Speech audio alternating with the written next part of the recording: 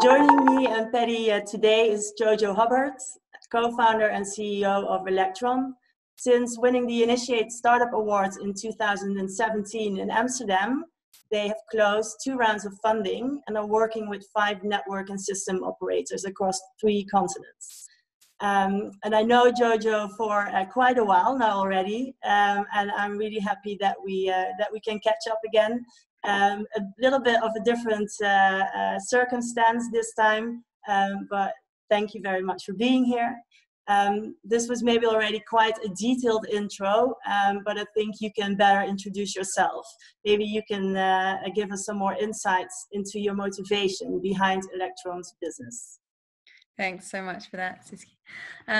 So Electron essentially exists to integrate millions of distributed energy resources into kind of existing electricity systems and to energize new markets that help them optimize how we use networks.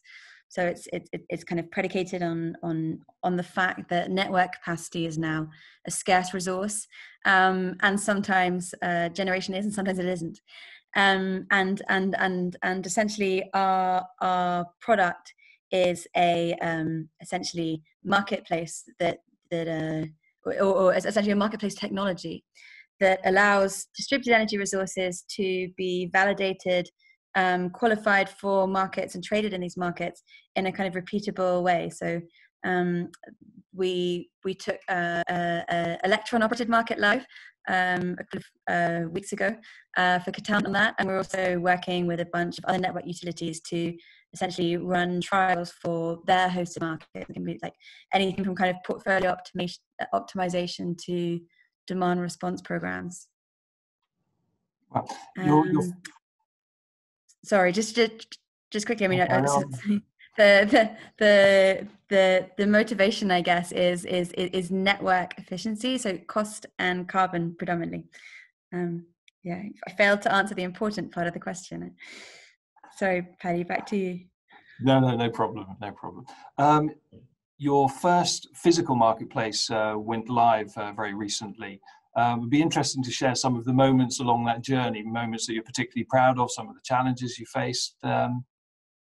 Yeah, it's a great question, because essentially we've been trying to create this near real-time marketplace at a kind of distribution level in many guises, pretty much since we started. I mean, really for the first couple of, for probably the last 3 years. So it was a massive milestone for us and for our partners. So we took it live with Scottish and Southern electricity networks in their region, and traders, companies like Kaluza, which is OVO, EDF, just amazing support. What did we learn? We are operating in a region where there's 130% renewable penetration, and renewables are getting turned off and curtailed today. So we're connecting operators of their predominantly wind that's being turned from that region with local flexibility. So for example, electric heaters that can turn up, cars that can turn up demand, or even kind of dirty generation. So kind of, I think there's a gas, and there's actually an oil generator on the island that can turn down. So learning one, really finding a region where you're delivering like real commercial value today, and there's a pot of parties who want to pay someone to change how they're using the network. And we found that with the curtailed generator. So if you get turned off at the distribution level in the UK, you don't get paid for it. So that was a big learning, and we were thrilled to be able to work with SSCN in this region in Orkney, and there's a really engaged community there who kind of really understand their value. Then also finding an area where there already is enough flexibility. This is a region where there's no gas network.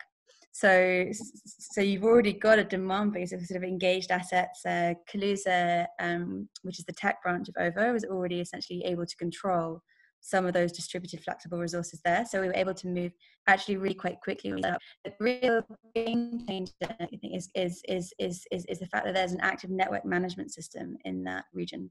So that essentially means there's a series of network controls there, and we can start getting kind of feeds from the would-be curtailed generator themselves, to say like, hey, I'm about to be curtailed.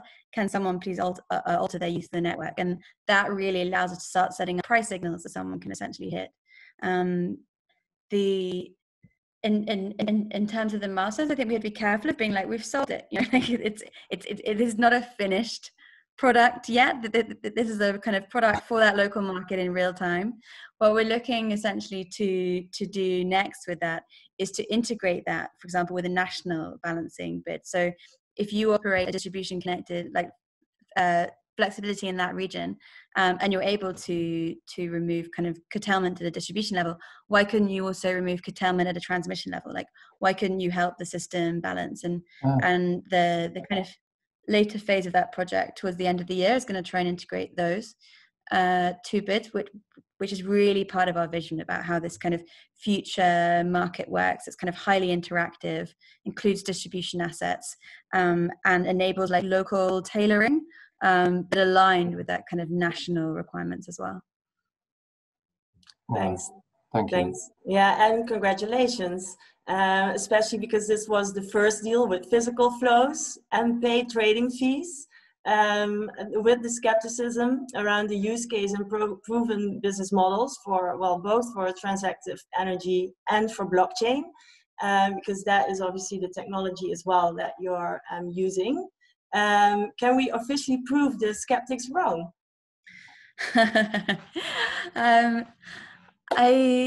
So I have to take those in two pieces, right? Because then there's a lot of skepticism around the transactive grid. And there's a lot of skepticism around blockchain, and I think that this probably does prove the skepticism around the kind of whether a transactive grid adds any value wrong, because this is a market in which we are essentially parties who are going to lose money, the renewable generators, are able to pay parties to alter their use of the network and bring more low cost, low carbon power onto the system. Like, I think some of the kind of disagreements around these transactive energy models, just consumers will never do it, there won't be enough value in it, it's not going to add any value, and it does. I think, I mean, in terms of kind of where you use blockchain, how, I mean, I'm still of the kind of generation of kind of blockchain startups who learn to be very, very careful about how we speak about this. Like, it's not a panacea. Blockchain in itself doesn't solve anything.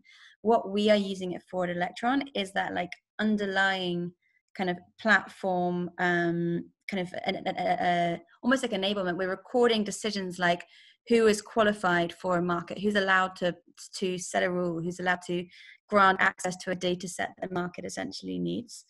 The ultimate vision is like multiple parties can host different markets in that same kind of governance or coordination framework. I think we can say that blockchain is definitely having kind of more acceptance, and you saw, for example, like 3 European system operators partner with IBM to do something of that ilk. And I think you're seeing more and more stories. I think the stories should stop being about blockchain and should start being about the kind of real commercial value that's being realized through it. And when we get there, I think then they'll be proved wrong, because like we're just, it's kind of quietly going in the background. Yeah. That's a very good point. Rather than focusing on blockchain itself, it's about what it really does. I think that's very good point. The next question I'd like to ask is quite a standard question, but I have to say the answers that we get back are very interesting. I have to say, and quite varied. Obviously, with the COVID-19 situation, I'm very curious to see how that has impacted your business specifically. Yeah, so besides the whole working from home and emotional support of people with children and cats and everything else, essentially, I mean, long term, it is making it much more obvious to, I think, all stakeholders that these new market arrangements for flexibility and flexibility marketplaces are more urgent than ever. So in the UK, we've seen drops in demand for between 10 and 20%, and we've seen rapid kind of code mods or modifications put through to allow network operators to interact with distributed energy resources. And we've also seen massively expensive, like really crazily expensive situations in which they weren't able to solve something by interacting with lots of smaller assets because the digital infrastructure wasn't in place. And I just saw today a £50 million 3-month flexibility contract signed with Sizewell nuclear power station to provide flexibility, and everyone knows how much nukes like providing flexibility, and I think that's like another pot of money that people didn't know was there and maybe kind of weren't saying was there for distributed energy resources. Like we are operating a system with a far higher proportion of renewables because demand is so much lower than we expect to be operating really for the next 2 or 3 years. And I mean, UK already has a target, as many places in the EU do, for a net zero or zero carbon grid by 2025. Like, it's not going to be something we can build in 2023 or 2024. Like, it's something we need to be building now. And I think it's long term. It's bringing the impetus on creating those inclusive marketplaces forwards. Okay. No, thank you. Yeah. And now, well, you shared a little bit how it's impacted your business. We would like to know from you as well. It's the $1 million question, as we would like to refer it to. What advice would you give startups at the moment, now that they're in this situation? And it's hard, right? It's kind of a mixed bag. As I said, like a lot of the startups in this space are in a space of kind of non-discretionary spending. Like, you know, you can't stop investing in future grid models in this place. So like projects are still happening, deals are still getting signed. Like I'm still seeing, you know, some of these kind of grant funding competitions for some of these things going through. I mean, it's a real time to go after non-dilutive funding. It's a real time to you know, there's an awful lot of kind of support mechanisms. You know, if you're someone who did need to fund now, it's a really tough time to fund. Probably I'd say do a smaller deal size or see if you can go for one of these kind of support mechanism schemes. But also like in the, like, so in the short term, it's hard, right? In the short term, anyone who's funding now is like having a really bad time. But in the longer term, it's positive because it's making people much clearer that systemic change is possible, behavioral change is possible. Everything we're working towards is essentially more important than anyone realized, and needed sooner than I think even some of the utilities were kind of ready to admit before. And I guess it's that resilience thing. You know, it's a thing that every kind of startup founder needs, every grid needs. You know, hang on in there, it's going your way. And then there's kind of smaller near-term things, like you've got to talk about it. You know, it's like you've got to talk about what effect it's having on the grid. You know, it's going to be a key piece of anyone who you're speaking to on a kind of funding or even like project basis at the moment. They're going to be thinking like, why now?